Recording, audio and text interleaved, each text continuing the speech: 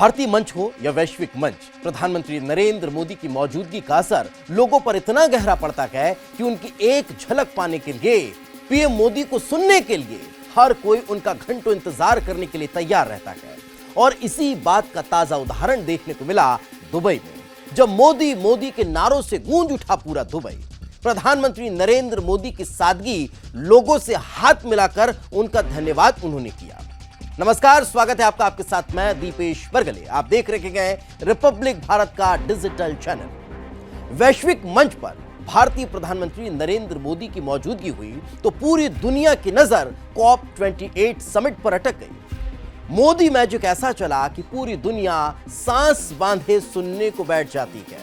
Dubai में COP28 summit हुआ, जिसमें दुनिया भर के नेता शामिल हुए। फिलहाल प्रधानमंत्री नरेंद्र मोदी भारत लौट आए हैं, लेकिन दुबई से लौटते लौटते उन्होंने एक ऐसा खेल भी खेल दिया है जिसका अंदाजा चीन को भी नहीं रहा होगा। प्रधानमंत्री नरेंद्र मोदी के इस खेल के बारे में बताने से पहले आप लोगों के लिए यह जानना बेहद जरूरी है कि आखिर जिस COP28 समिट की हम बात कर रहे हैं वो है क्या है COP28 समिट। COP का मतलब है कॉन्फ्रेंस ऑफ द पार्टीज, पार्टियों का सम्मेलन। मौसम संबंधी घटनाओं से निपटने के लिए विकासशील देशों का सम्मेलन होता है। जलवायु को लेकर यूएन की कॉन्फ्रेंस ऑफ पार्टीज की 28वीं बैठक हुई। 28वीं बैठक होने के कारण इस बार इसे COP28 समिट कहा जा रहा है। यूएई की अध्यक्षता में 28 नवंबर से 12 दिसंबर तक COP28 का आयोजन किया जा रहा है। अब आपको प्रधानमंत्री नरेंद्र मोदी के उस खेल के बारे में बताते हैं जिससे चीन सदमे में है। मालदीव में सरकार बदली, मोहम्मद मुइज़्ज़ू नए राष्ट्रपति बने और उनके सत्ता संभालते ही भारत के प्रति उनका नजरिया बदलने लगा। राष्ट्रपति ने कुछ दिन बाद ही मालदीव से भारतीय सैन्य कर्मियों को निकालने का हुक्म दे दिया, लेकिन अब इन रिश्तों में सुधार की पहल दुबई से होती हुई नजर आ रही है। ये कैसे हुआ, ध्यान से समझिएगा। प्रधानमंत्री नरेंद्र मोदी ने दुबई में COP28 समिट से इतर मालदीव के राष्ट्रपति मोहम्मद मुइज़्ज़ू से एक मुलाकात की और सारे गिले शिकवे दूर कर दिए।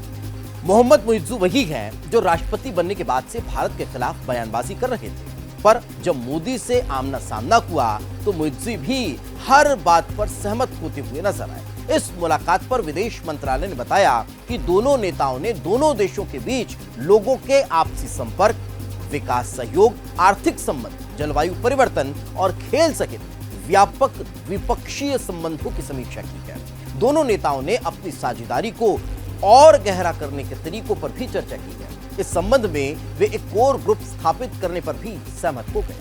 अब आप सोच रहे होंगे कि आखिर मालदीव भारत के लिए क्यों अहम माना जाता है। तो मालदीव हिंद महासागर में 90,000 वर्ग किलोमीटर में फैला हुआ है। रणनीतिक लिहाज से मालदीव को उसकी भौगोलिक स्थिति सबसे खास बनाती है। भारत के नजरिए से देखा जाए तो वो उसका सबसे करीबी समुद्री पड़ोसी है।